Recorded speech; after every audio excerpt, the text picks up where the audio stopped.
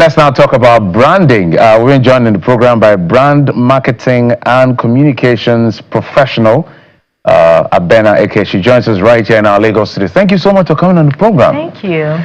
I'm excited. Wow, branding.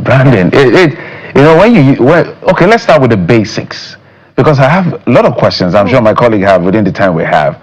What exactly, or let me put it this way, what is a brand? Let's begin from the basics. So, Peter Drucker, who is he's a marketing guru, did say something about a brand. A brand is not who you say you are, it's what they say you are. So a brand really is how you're perceived, whether it's a human, whether it's a product or service, it's how people perceive you to be. So let's talk about that branding process. Now let's get to the adjective of it. In terms of branding, whether it's I don't want to talk about the big businesses, let's talk about the small businesses. What does it take to build a brand? I know that's a long, open-ended question, but you can attempt within the time we have. Yes, okay. So first of all, you need to understand who you're speaking to. Who's your target audience, first of all, and what problem are you trying to solve? Identify the problem, identify who that problem speaks to, and how you intend to solve it. Now, in that process, there's a lot of work that goes into it. So there's a research aspect of it. Do I need to do research to understand how my journey is going to help solve that problem for the customer? What does the customer even need? So those are questions you need to ask yourself before you even think about launching that brand. So how do you solve the customer's problem? What does the customer need whether there's even a need for it in the marketplace that you are trying to position yourself or sell your product. Do all of that research before you can actually have something concrete to say, okay, I have this to work with and it is going to drive it. And then we come to strategy, because branding alone doesn't stand on its own, right? So there's a strategic aspect of it. So when you're doing your research, how does that research help you to be able to build a solid strategy that can help you to be able to solve that problem? And so there are several components to branding, whether it's for product, service, or even a person. So from your first answer, it's quite revealing, when you say that it's what people perceive your brand to be, that's what your brand is.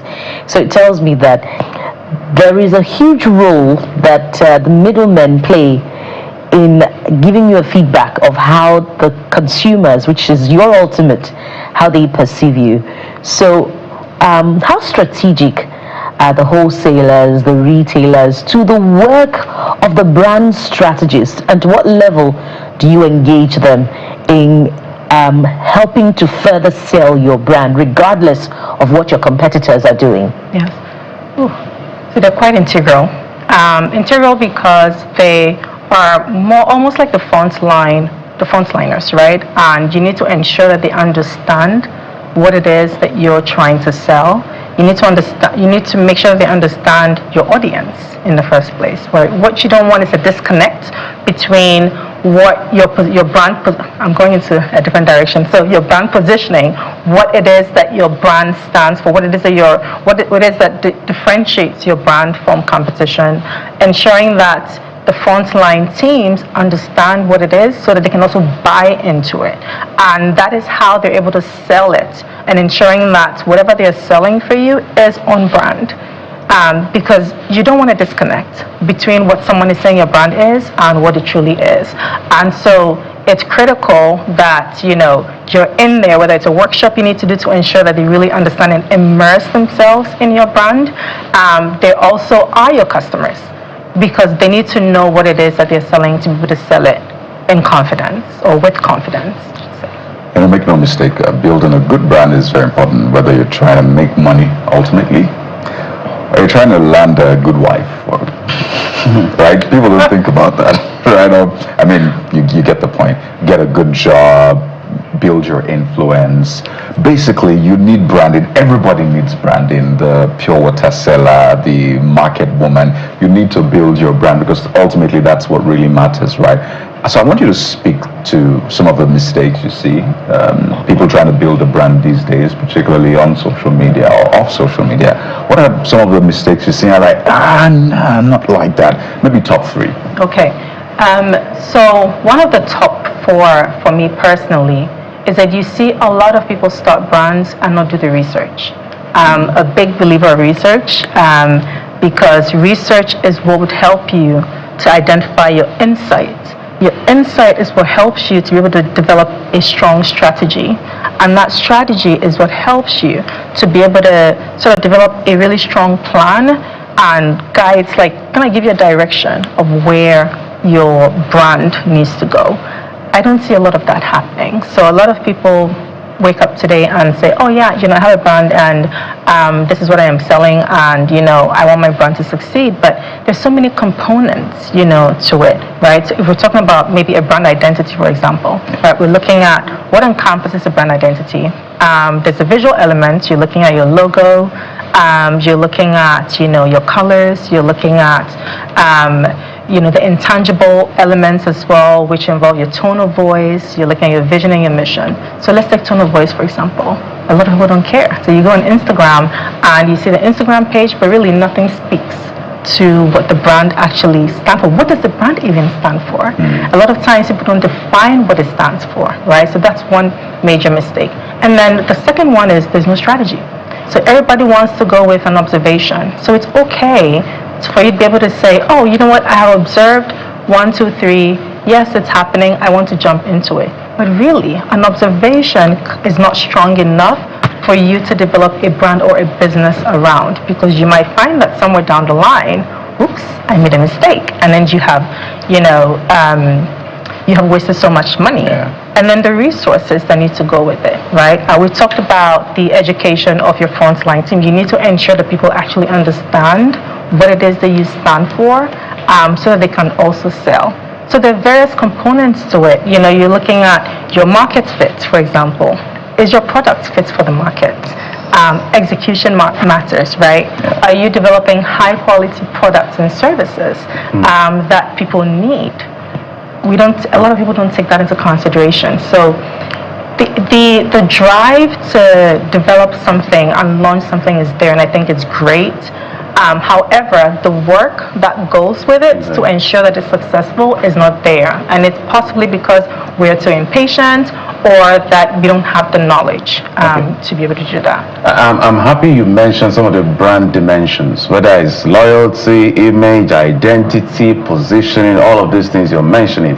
So if we take using like a convenient sampling method to get people's reaction, maybe a questionnaire, as to what they think about brand ABC. I'll use Lagos, for instance, as an example.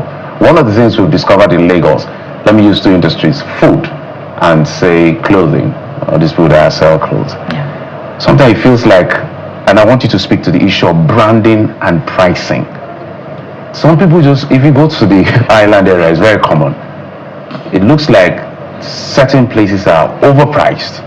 And so when you look at what they get in terms of patronage, it's quite funny. And then you go to places, some of those places, the aesthetics is so good. In terms of branding, the visual impression is good, but the food is, nah, I ain't coming back here again. So maybe you speak to some of those misconceptions and how to correct it. Unfortunately, I think we also are part of the problem. And one of the reasons why we're part of the problem is that we will still patronize establishments that have the beautiful ambience, but then don't really deliver on the promise, right? I think it goes back how to solve that problem. It would go back to a business understanding that they need to put in the work to make sure that it gets there. So let's take an establishment that is beautiful, but it's not delivering on the promise. They need to understand that in order for them to get repeat customers coming in, there has to be some sort of consistency in what I'm promising that I'm going to deliver to you, or what you're seeing versus what you're getting. And then, you go to the other part where it's like, okay, this is the brand, but sorry, I think I missed your first question. There are two questions you asked. There's one about. Oh, I'm talking about pricing, overpricing, and then we'll get this experience, and we're like, so, why am I paying this much? Yes. So how to help those kind of businesses? Overpricing because there's the market. The market is there, right? Obviously, because if the market was not there, the pricing would not work. And then you think about competition as well, right? So competition is critical to ensuring that, as a brand, you even succeed. And so if brand A has great ambience, but is delivering poorly on promise, but consumers are still patronizing it, there's a problem somewhere, right? And then brand B, how about brand B actually delivering on the promise, but also, branding is great. Why are we so patronizing the one that is not delivering on the promise? So I believe for that example, there are several layers. I don't think we can cover on this show because I think there's also the social aspect of it that we need to address. That's why I use the island, Okay. Okay, I don't know, but maybe we don't have so much time on this particular subject, but it's an important conversation. I talked about the clothing industry as well because I heard a guy complain the other day that wearing a t-shirt. I saw one guy wearing a jean for 2 million naira. I was like, okay. I just them, I said, this is not the will of God. Can I comment on that? Yes, comment on that. So the beauty of that is that the person who is selling the jeans for 2 million naira has been able to market it so well that you believe that you need it. Okay, he believes that he needs it. He believes that he needs it. Where's the brand? I don't know about this. I'm just a bystander here. I think we call it brand association, I guess. Abena Eke is a brand marketing and communications professional. Thank you so much. We need to bring you back because there's a layer of a lot of things we need to talk about when it comes to branding. Thank you for coming on the program. Thank you for having me. Okay. That's it on the program. Thank you so much for your time and company. But remember, our Sunrise Daily is up on the top of the hour. I'm Jeffrey Zama. Bye-bye. Well, we're all brands, and I love Jeffrey's brand. His brand uses comb just for the beard, not for the hair. All right. 3-1. Thank you so much for watching. We'll be back again tomorrow for the home stretch. I'm Bukola Kuka. And I'm Kayode Okikilu. I bet you the game continues tomorrow. Sorry, Stay with us.